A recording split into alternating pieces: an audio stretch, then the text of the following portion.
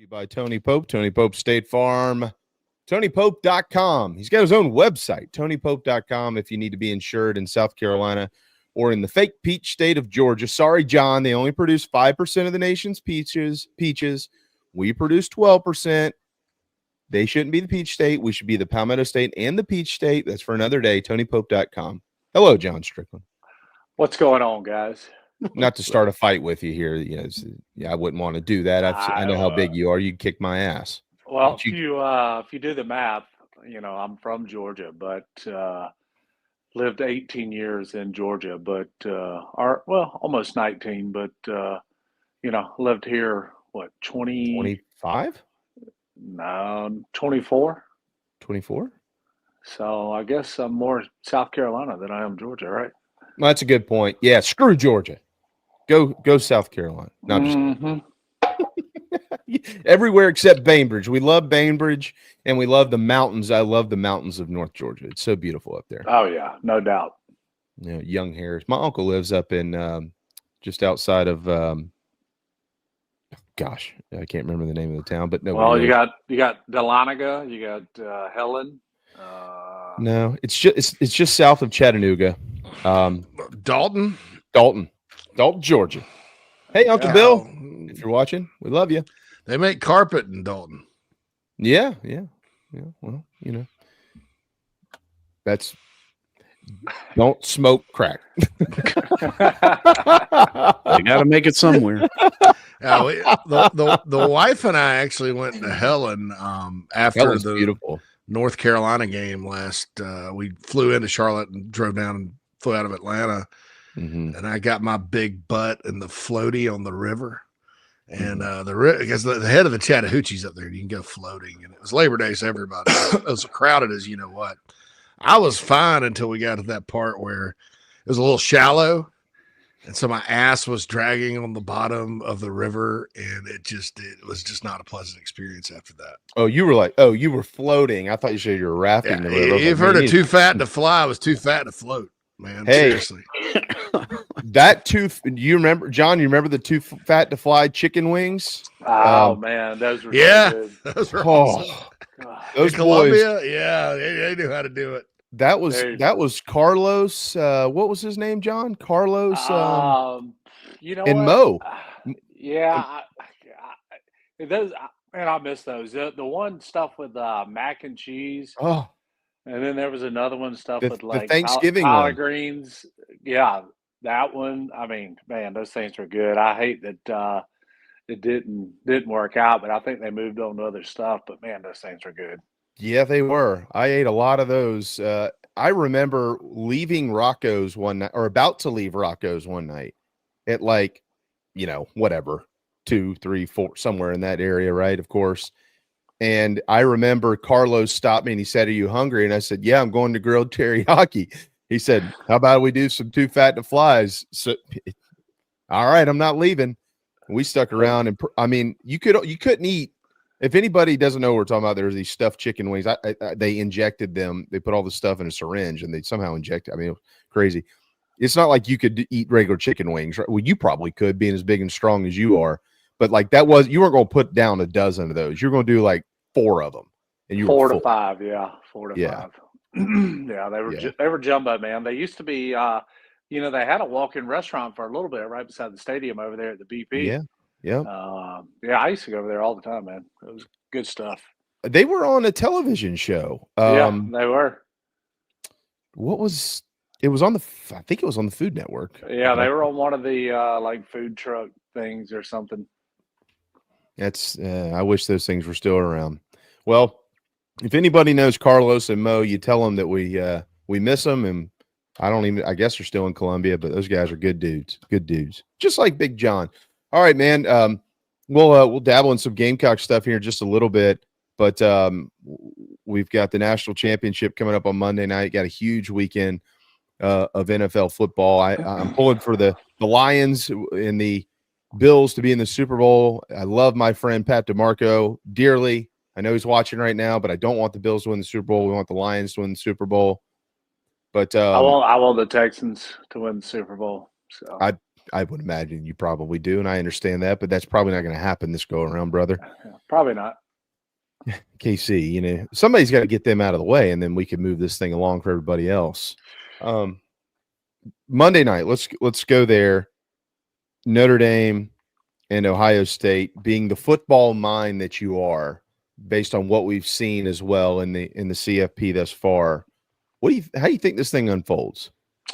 I think Ohio State is just they're playing so well right now.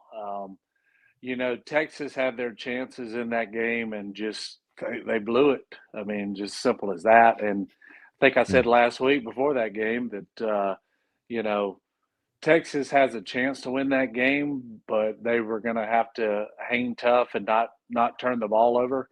And unfortunately, they had 2 or 3 turnovers in that game, and that's kind of what cost them the game. I think Ohio State's just playing too good. I think we're in for a good matchup though, because Notre Dame has a stout defense. So I think we're in for a good matchup. But man, I just don't see anybody beating Ohio State right now. I think they're playing just too good. I think that Michigan loss at the end of the year woke them up, and they've been on a roll since. It's amazing. Okay, let me ask you this before I say what I'm going to say. Do you think, regardless of seeding, regardless of who should or shouldn't have been in, do you think that the 2 best teams in college football are in the national championship game? Yeah, I'd say so. I'd say so. I mean, listen, Notre Dame had a slip up. Okay, second week of the year, but they've just basically railed everybody since then. What have they won? 12 straight? I think is the number. Yeah, 12 or 13. Yeah, it's something like that. But I mean, they've been playing as good as anybody since that loss they had to Northern Illinois, and everybody knew the talent that Ohio State had. The Michigan loss was a surprise, but give Michigan credit in that game. Michigan's defense is really good this year. That's not the reason Michigan was 7-5 or 8-5 this year. It was their offense that kind of was lackluster for them, and but Ohio State's been probably the best team all year long. 13 straight now, John, after that Northern Illinois. There you go. I knew it was 12 or 13. I couldn't remember. Okay. In the bowl game in Jacksonville a couple of years ago, O'Donnell Fortune takes a pick 100 yards, and we're sitting here thinking, all right, the magic of the end of the season is continuing for Carolina football. You had earlier in the game, you had the fake field goal that was thrown into the end zone for a touchdown. That's happened twice now, the last 2 trips to Florida. This one didn't work out, but it did against should have been a pass interference on that play, by the way. It should have been. Yeah, Phil has argued that point, but he's also argued that they threw the ball to the wrong defensive lineman. He said they should have thrown it to Tonka, and it would have been a sure-handed catch. Well, honestly, if Cobb put some more air under that thing, Boogie runs right under it, and it's a touchdown. I mean, he had the guy beat by like 2 or 3 yards. And you being a big lineman like you are, a big strong lineman, although you slim down, you probably should be on the front of a magazine. But the linemen, they don't get much of a chance to score. So if that's your final game and you catch a touchdown pass, if you're Boogie, you're spiking the football, you're doing the dances, you're jumping, you're doing the Lambeau leap, you're doing everything. Take the 15 yards and run. Yeah, you're taking the 15. Yeah. Yeah. No, if it was me, I don't even know what I would do, but it'd be something crazy. I have no idea. You know what? In high school, I begged my coach to let me run the ball in from the 1, and they never let me, man. I was very disappointed. Yeah, that's had they been ahead of their time, they probably would have. It's become a thing now. Yeah. In football. All right. So in that game, though, OD takes that pick 100 yards. And you think, all right, or at least I did. I thought, all right, South Carolina, the magic is still there. They're going to win the game. Of course, Notre Dame comes back and wins the ball game. What do you think that game did for the future of Marcus Freeman? I mean, I think it was a big win for that program. that was his first season, and they've just continued to get better and better. And then this year, I think they kind of showed, hey, we're for real. We're the best team, if not one of the best teams in the country. And now they're sitting here in the national title game, which is the first time for Notre Dame since what? 2013, Brian Kelly, right? but yeah, so 11 years. But they haven't won a title since 1988. So it was a big stepping point for them, and they've continued to build since then. And I mean, listen, they have a chance against Ohio State. I know everybody's picking Ohio State, and I'm not surprised that everybody is picking Ohio State. But Notre Dame with that defense, man, they're going to have a fighting chance in this game. So I hope it's a really good game. We'll see how it plays out, though. Okay, you just brought up 88, and I think that gives us more ammo. We need to get JC to write a column on this. See if you can't get it out before Monday, JC.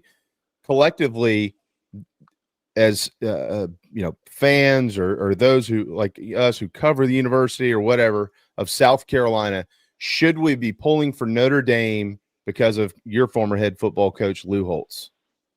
All right. Me personally, I hate Ohio State with a passion.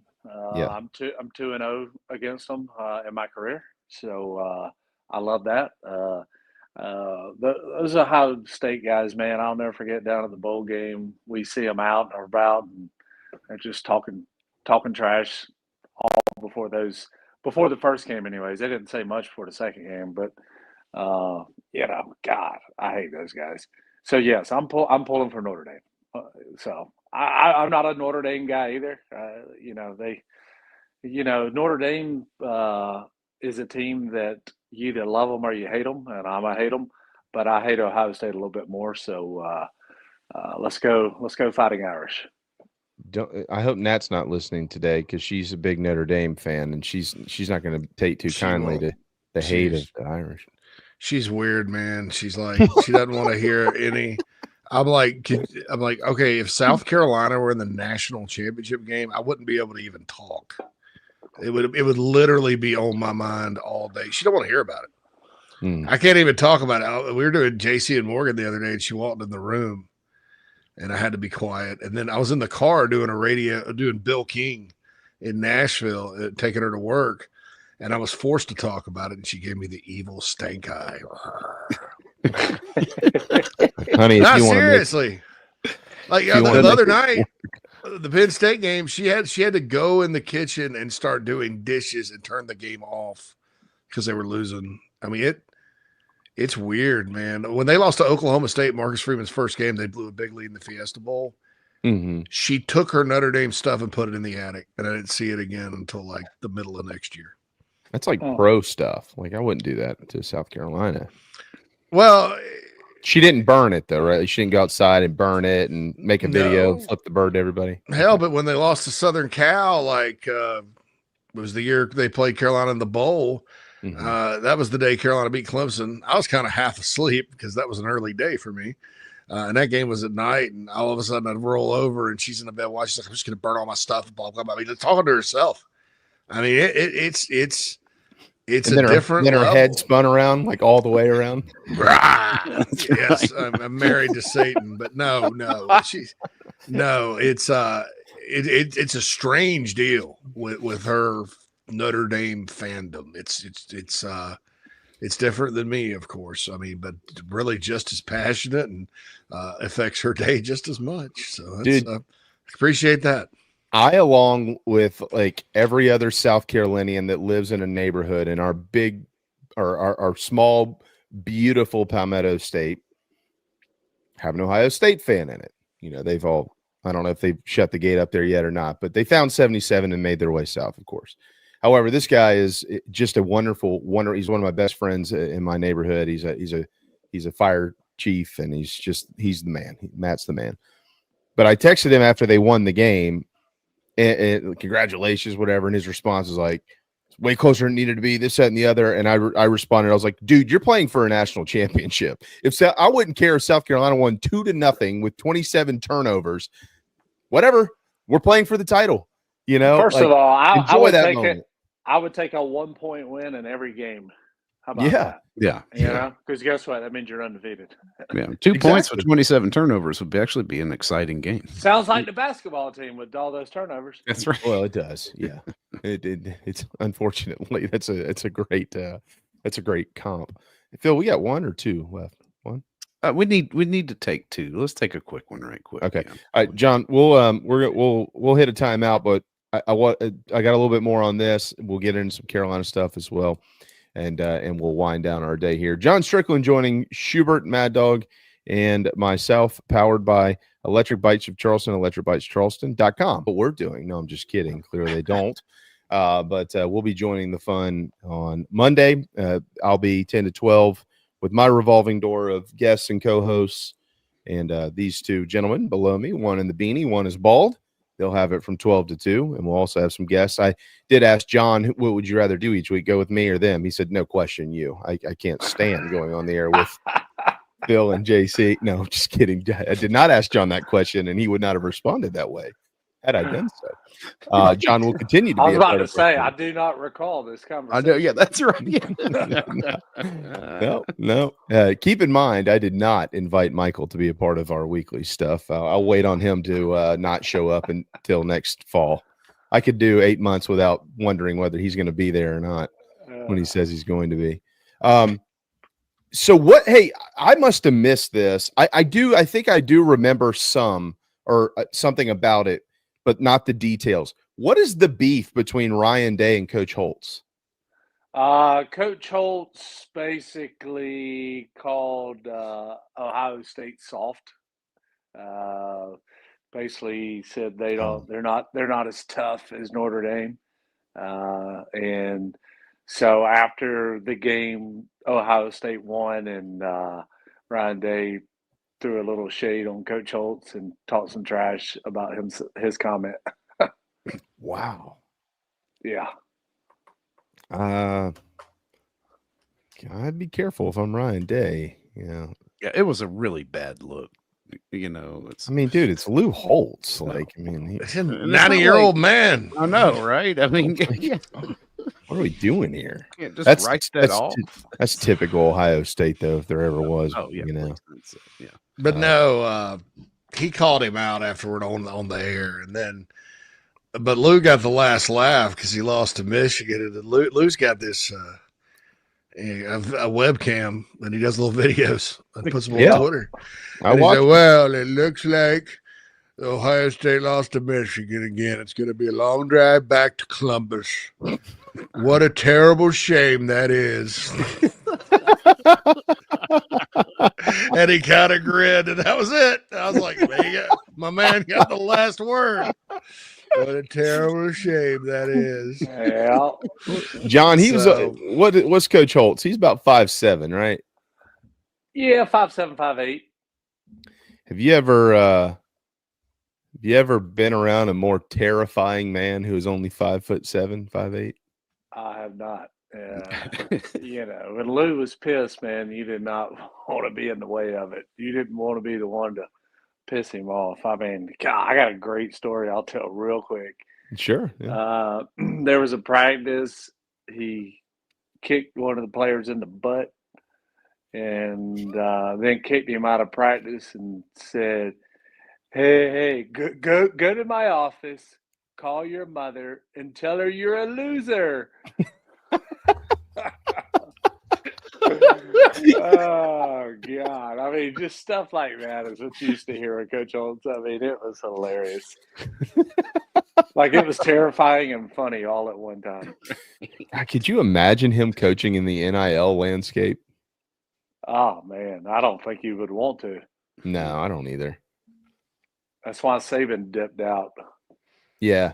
Like, I couldn't imagine, and you know that this happens.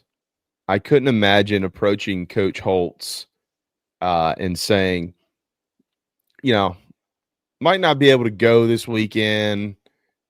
Got a little bit of a conflict with my NIL deal. It'd be the last thing you ever said. It'd be, I just on the NIL stuff, I don't mind the players getting paid. All right, I wish I got paid when I played. Yeah. The biggest problem I have with this whole era of football, there's no purity in the game anymore. There's no loyalty. I'm fine with getting paid, but the transfer portal is the problem. It's the biggest joke in all of college football.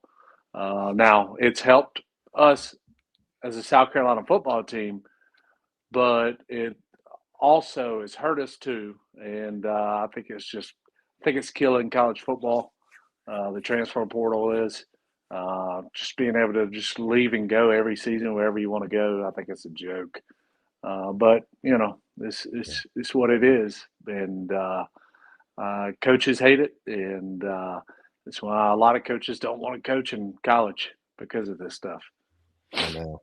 It's sickening. To your point, It's like the bowl games, opting out and going into the transfer portal. Hey, we didn't make the playoffs. I'm going in the transfer portal. I mean, it's all a joke. That's why I tell everybody, don't take the bowl games too serious, because it's not the same team it was during the regular season.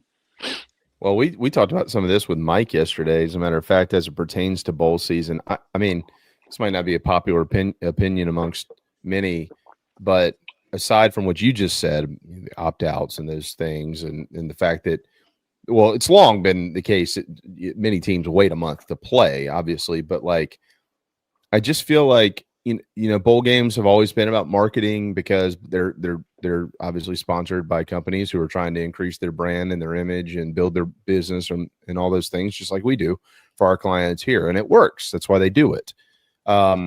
But I also, going back a few years to the mayonnaise dump, and it happened to Shane, and it's fun when you win. But like when you look around college football and you get Cheez-Its and Pop-Tarts and all these things, and it's becoming like as big as the actual game is. Like it almost feels to me like it's getting a little cheesy. I don't even know if there's another word for it. Just like, if we win, we win. If we lose, we lose. But at the end of the day, everybody gets Pop-Tarts, right? Yep. That's right. It's all kind of a dog and pony show, honestly.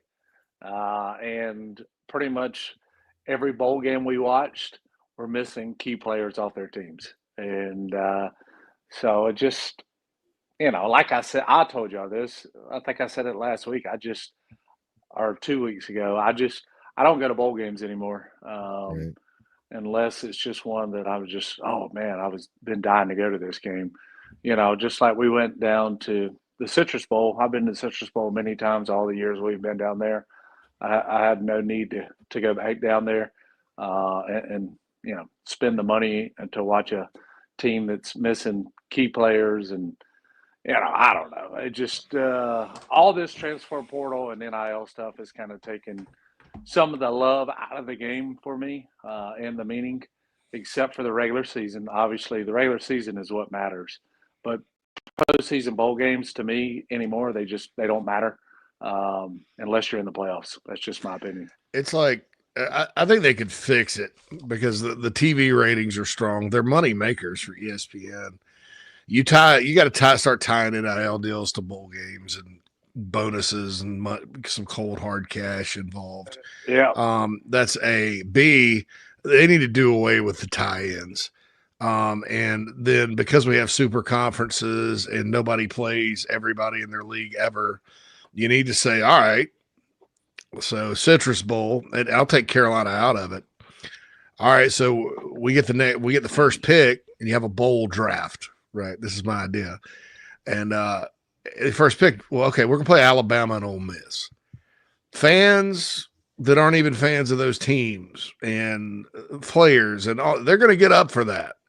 Oh, we're gonna go play these guys right down the road, and we didn't get to play them this year, and then Miami would have played Carolina, and then you kind of just take the next best matchups and go play, and you get rid of these tie-ins, and then I think some years, you're going to have some teams from the Southeast cycle into some exotic destinations.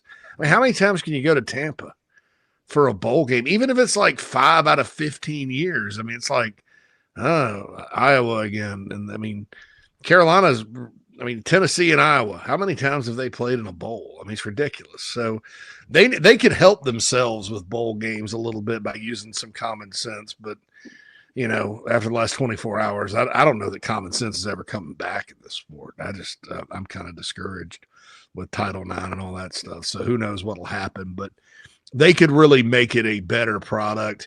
They would make it an even better product, bowls, if they had a group of 5 playoff that played off in some of the minor bowls, like the regular one too. But who knows what'll happen. Yeah.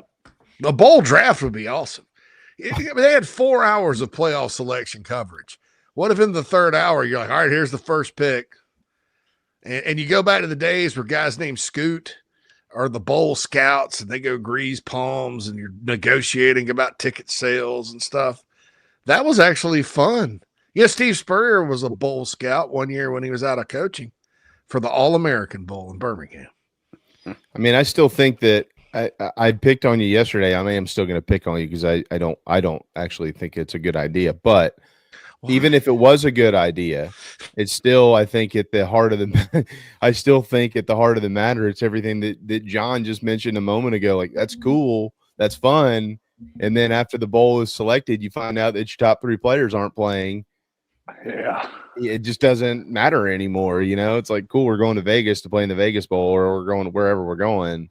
But my quarterback's gone, and my defensive end is gone, and my tailback's gone. So back to the original point of, like, if you're going to play the game, it'd be nice to play the game with your entire football team, like you did, John, when y'all played. I mean, those days, it meant something. It actually meant something back then. Today, bowl games don't mean a hill of beans. They just don't. And I hope fans, I know there's a lot of fans that get frustrated losing a bowl game or whatever. I just don't anymore. Obviously, I want us to win, but it doesn't ruin my day like a losing at home to LSU when you should have won, or it doesn't bother me like those kind of games. Bowl games, it's almost like just a whatever.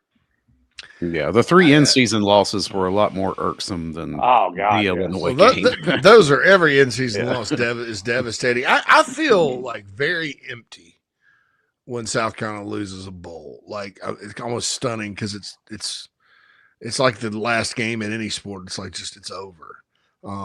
Gosh, I guess in baseball when they played Florida in the Super Regional a couple of years ago, that game was over.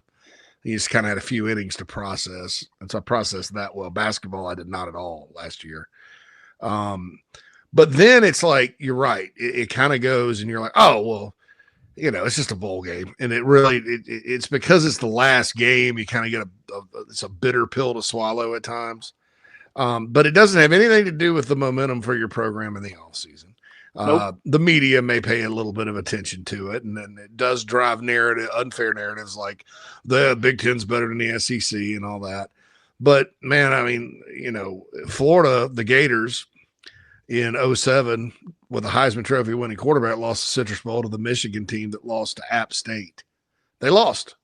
I landed in Orlando, turned on the radio, heard Urban Meyer in the post game. He was madder than you know what. Well, guess what happened next year? They won the national championship. It's not.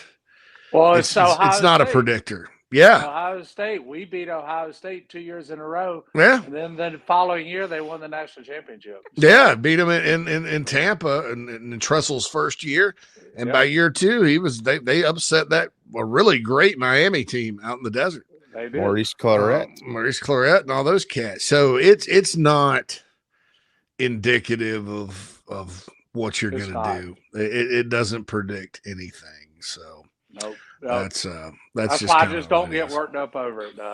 Yeah, and now the basketball and baseball, all that you mentioned. Well, guess what? We were in a tournament playing for a national championship. The bowl game, we ain't in shit.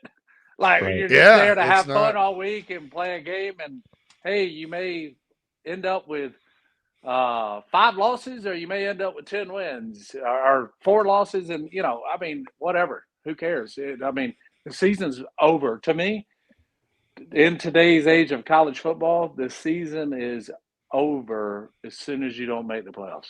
That's just me.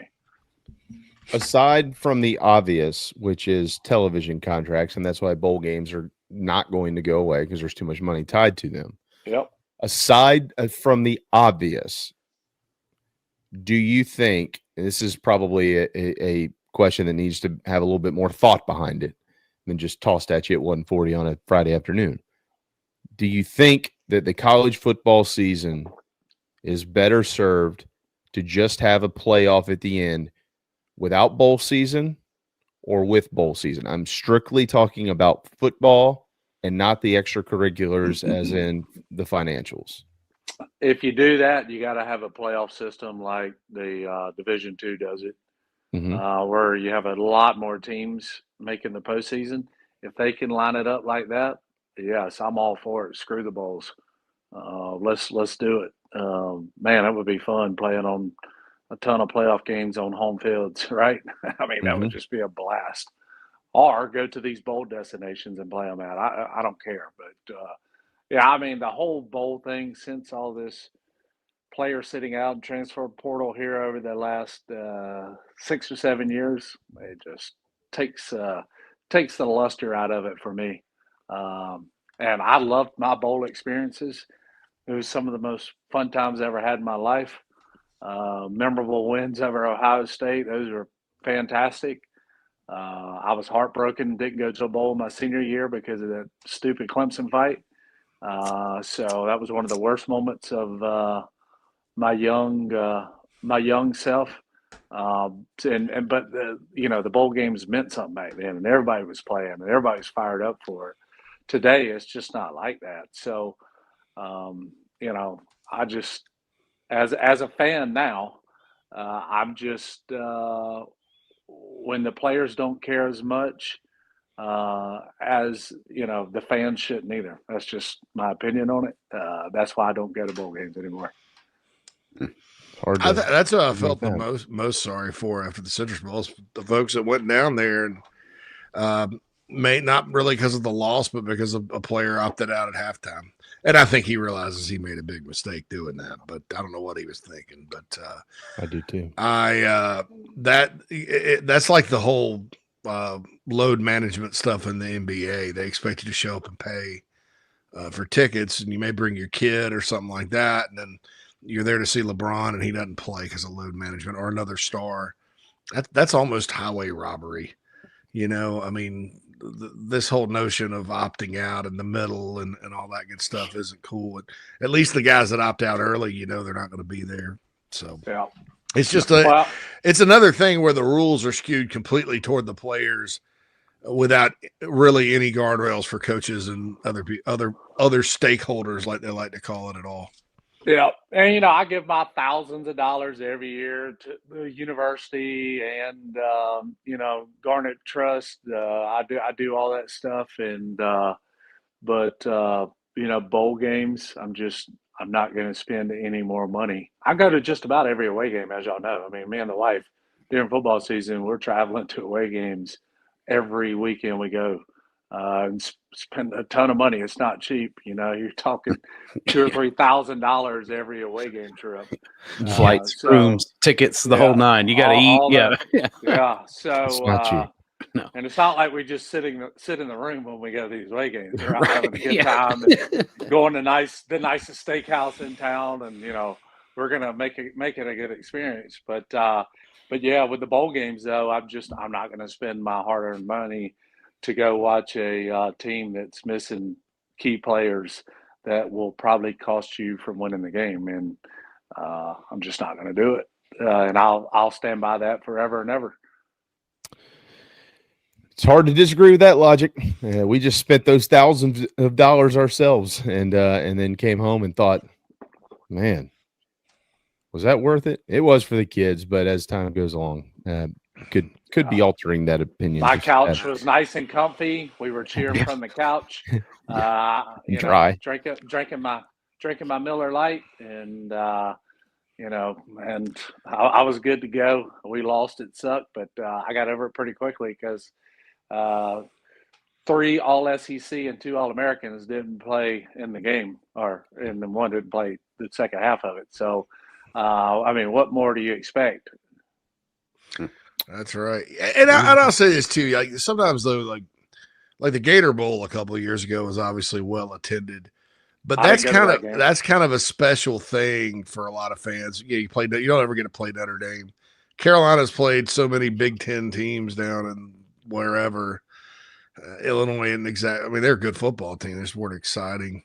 I don't know. I haven't been to a bowl, guys, since 2014. I went to the Independence Bowl when they played Miami with 12 of my closest friends.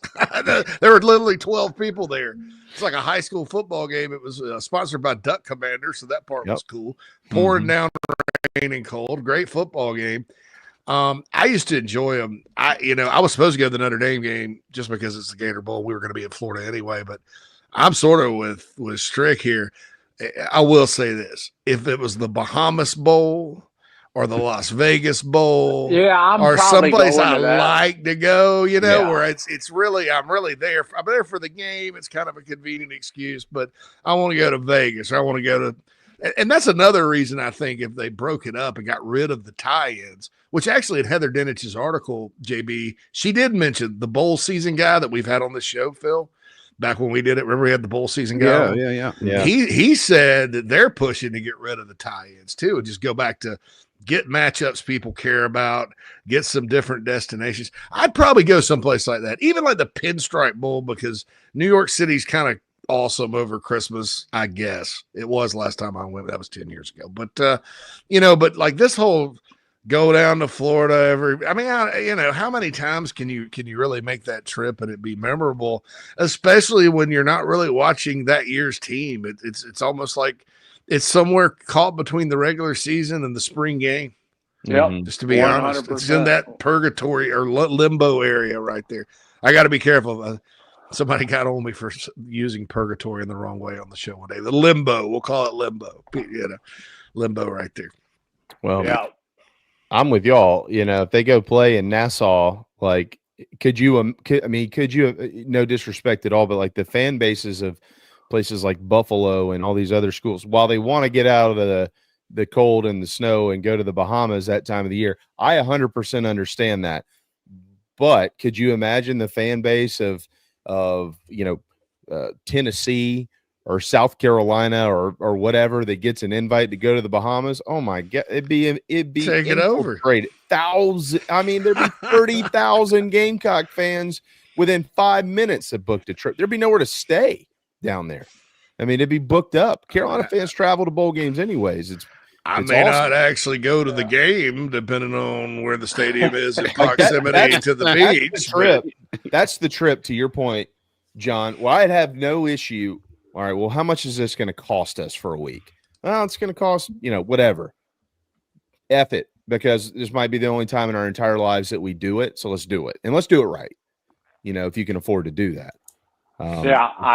Listen, I spend probably with football season, home games and away games, I probably spend $20,000 just for football season, right? Yeah, exactly. And I'm not gonna spend another $3,000 to $4,000 to go to a bowl game when it's not the same team, and the game really doesn't mean a hill of beans. I know everybody wants the 10 wins, but I don't know. That's the way I feel. Obviously, y'all know I'm diehard as it comes, but I'm just not going to spend my money. I'm going to watch it on TV. Well, for those watching us on TV, we need to hit one final, very, very short, quick break, and we'll come back and we'll begin to wrap it up. I've got a little trivia for you all pertaining to the Gamecocks and the Super Bowl as well. Don't go anywhere. ITG will be right back. Hey, this is Cornbread Cowboy, and you're listening to the show. We'll be right back. Hi, I'm Joel Lurie. If you're turning 65 this year or retiring soon, you probably have questions about Medicare. How do I enroll in Medicare? When do I need to enroll? And what plan fits my needs and budget? Why use an out-of-state call center when you can work with a local agency? At Lurie Life and Health, we'll research your doctors and prescription drugs, and we'll help you find the plan that meets your needs and budget. Lurie Life and Health. Our service is at no cost. Call Lurie Life and Health in Columbia, 803-256-2067. The Aventon Adventure 2 takes the same basic design as the original Aventon Adventure, making it an adventure bike designed to take you places that typical roads just don't reach, allowing you to ride whatever terrain you want based on your whims of the day. Look at what you're getting.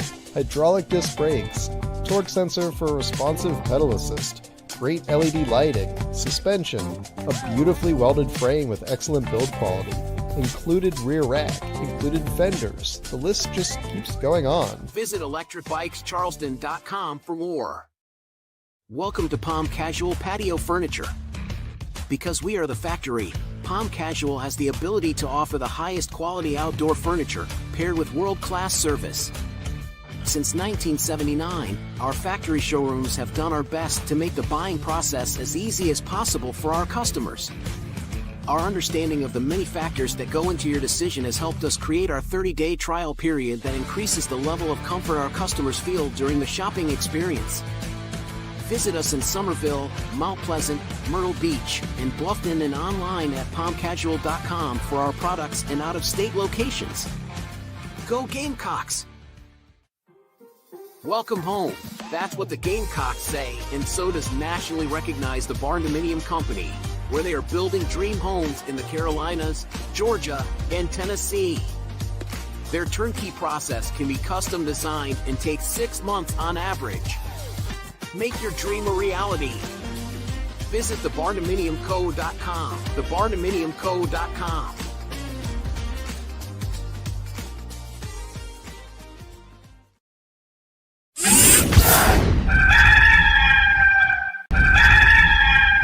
Inside the Gamecocks, the show. Remember, it switches over on Monday, 10 a.m. The morning show. I'll be hosting that. And we'll welcome Shane Beamer at the top of the 10 o'clock hour. So looking forward to seeing Coach. We got some Super Bowl stuff to get to here in just a moment and a couple of things on basketball. But first, JC has been doing his homework. All right. So speaking of Lou Holtz, I guess I missed this. So Lou gets on Twitter and says, if Notre Dame doesn't win, it's because we want to preserve Ryan Day's job. I was originally going to be at the game in spirit, but now I'll be dragging my body along with me as well. I think he's got a bad leg or something. He said he's dragging his whole body, not just his leg. Well, I would imagine that he'd probably bring the leg along with him. Yeah. Yeah, he looks like he's probably got maybe even two. He's probably got some wheelchair people that help him or something. I mean, it's Mercedes-Benz. I mean, there's plenty of. I mean, I'm sure Lou's in the box, right? I mean, they don't keep Lou out of the box, the Notre Dame box, do they? No. You got to put Lou in the box. Yeah. I mean, he's not sitting in the upper put Lou deck. in the box. It should be Steve Spurrier's in charge of game management there. The times are hard for the HBC. Oh, shoot. We're going to put Lou in the box. Put him on up in the box. Shoot, put Lou in the box. No. Yeah, they're not but he's not like climbing, to the 30th row of the upper deck for this game. I'm sure Lou Holtz is going to be. Ryan Day is not on Lou Holtz's Christmas card list, to say the least. Nope. Ryan Day needs to get over it. I mean, I was telling my wife thinks he's a jerk and stuff like that mainly because of the Holtz thing, but he's not a bad guy. He just looks like a butthole. No. Like he looks like the guy at the bar that's with the beard that's trying to hit on your wife or something. That's shooting pool and talking shit. I mean, he looks like out of Central Casting, that kind of guy. But I've never. I mean, before the Lou Holtz, I never heard anything bad about him except he couldn't beat Michigan. I mean, yeah, he was an assistant at Boston College and was a good recruiter there. And I don't know, but the people just don't like him. Just don't like him. I don't know. It's that Grecian formula look he's got. He looks like the guy on the cover of that thing. Mm-hmm. When you get the hair in the CVS, you see it, and the guy's there with this is the beard dye. I mean it looks just like him. There's at least one color that does. I haven't dyed. I stopped dyeing my hair when I was 36. So, what you dyed your hair for that long? When you're recently single and in your mid 30s, dude, sometimes you do crazy stuff. Yeah, that's true. But so that's the last time I got hair dyed. See all that gray right there? Mm-hmm. Yeah, that's I'm not patch. Oh yeah, I've got mine going. Mine won't even grow in fully colored. Let me ask the ladies. What do you think, Hope? You like mine and John's gray beards? Well, JC's is gray. His is more gray than ours is. But do you like what What do they call this, John? Salt and pepper, right? Salt and pepper here. Yeah. Hope, what do you think? Give us the ladies' opinion of this, or Julie, or whoever's in there. I know we got some women in our chat box who will give us honest opinions. That's While true. they're formulating those opinions, who is the last Super Bowl winner from the University of South Carolina? It was the Chiefs. Yeah. It was Either Fenton or Suckup or that's 3-2. Ryan won it in 21. Rashad won it in 2020. who was on the Chiefs? I don't know. Tell us. Ernest Jones, 2022. Oh, that's right, with the Rams. Yeah. Ernest Jones. Yeah, I do that, but I thought that's right. Fenton hasn't been on the Chiefs since that season. Or no, he was with them in 23, but he got traded to another team during the season. And then got let go. Or something. I think he's a free agent now. Yeah, he got let go because they had to bring somebody up because of an injury. So he got released, and then another team picked him up. So there you go. Yep, you're right. Yep. By the way, Ryan is on the latest edition of Tailgate Talks. Ryan is a wonderful, wonderful dude, and it's a fun conversation. You got to hear the story about how he pranked Pat. It's pretty good. All right, John. Texans Chiefs. Who wins? Texans, but realistically, probably the Chiefs. All right, Lions and the Skins. Lions all day. Yeah. And then on Sunday, Eagles, Rams. I think the Eagles are just too much at home. I think it'll be a good game, but I got the Eagles. Okay. And then the big one on Sunday night. This game's got all the makings of being a blast. Although, since we talked to Raphael an hour ago, the Ravens must have picked up some cash because they're now 1.5-point favorites over the Bills. Who wins? I like Lamar Jackson and that Ravens team at home. Yeah, I got to go Ravens on it. Yeah. This got that Sunday night game is. I think it's going to be a hell of a game, though. I agree, and it is exactly what you want out of the NFL in January. Sunday night, snowing, cold, great quarterbacks. Because it is in Baltimore, right?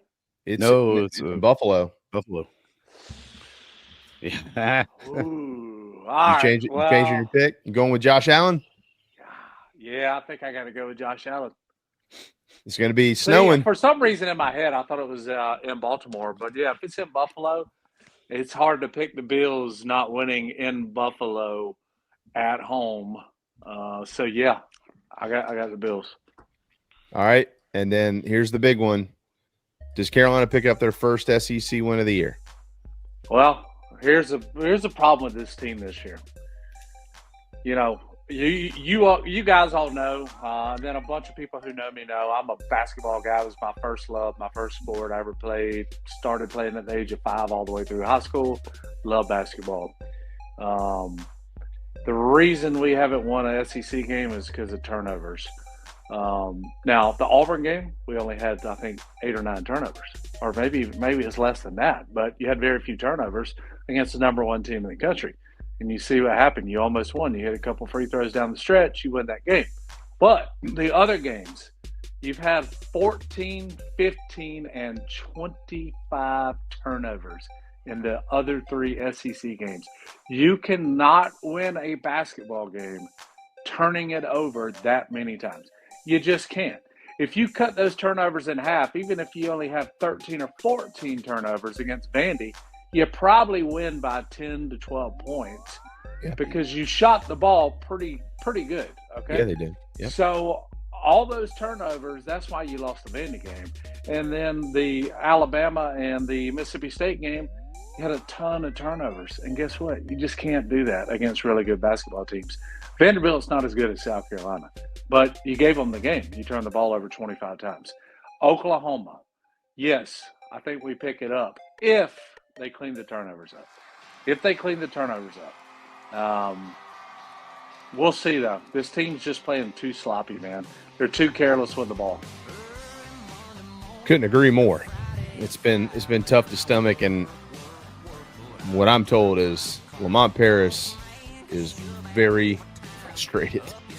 And he'll get it right. You can see it. Yeah. I mean, I can feel it. I mean, literally watching this basketball team since SEC play started, my blood pressure shoots through the roof, and I'm sitting here literally pulling my teeth out during the game. I mean, it's so frustrating to watch. So frustrating to watch. I mean, I get much more upset with basketball than football. Yeah. I mean, football's intense and the stakes are high, but just I get disgusted quicker with that sport. My dog can't even stay in the same room with me when he hears the squeaky shoes, and he leaves because he knows I'm about to explode. Funny thing, didn't explode a whole lot last year. No, it was fun to watch last year. They played the game the right way, or they had a great brand of basketball last year. This team's passing and turnovers are just it's driving me nuts because there's talent. There's talent out on the court. We're a much better team than Vanderbilt. Had no business losing that game, but you turn the ball over 25 times on the road, you ain't winning. No, it drives me so crazy. I've been listening to the radio call for the past 2 games and only watch the highlights post-game because I can't watch it on TV. It's too much. Yeah. Well, you should always listen to the radio call. We have the great Derek Scott at our disposal, who, by the way, will be joining me next week one morning. I think Thursday is when after the Florida game, the morning after the Florida game, he'll be jumping into the morning show. John, as always, it is a pleasure, my friend. You'll be back next week. We'll get that worked out here in the next couple of days. Great stuff, as always. Thank you so much, man. Give your beautiful bride a big hug from us. All right, guys. Have a good weekend. Hey, by the way, I got a message the other day. It said, man, love everything that y'all do. So thankful to have you on. All the gushy stuff. Thanks, man. I appreciate it. FYI, more John, the better. He's my favorite guest, for what it's worth. I waited till you got on the air to give you the goosebumps. I love it. I love it. Well, I'm glad everybody enjoys it. I try and keep it real and share my knowledge of all sports that I have, experiences in. So, yeah, I appreciate it. Well, we appreciate you. Have a good weekend, brother. Thanks, all right, guys. Y'all too. Thank you. All right. Thanks to Rafael Esparza for joining us earlier. A reminder, Monday morning at 10 o'clock. It's the morning show. And we'll be joined by Shane Beamer, John Whittle, and Mike Morgan in his debut. JC and Phil will follow. So you'll get 4 hours of Carolina coverage, 2 shows, the morning show and the show, beginning Monday, January the 20th. Thanks to everybody, always. And certainly thanks to the bald guy, Mad Dog, and the guy who has lots of hair, but the beanie guy, JC Schubert. I'm JB. Have a wonderful weekend. See you Monday.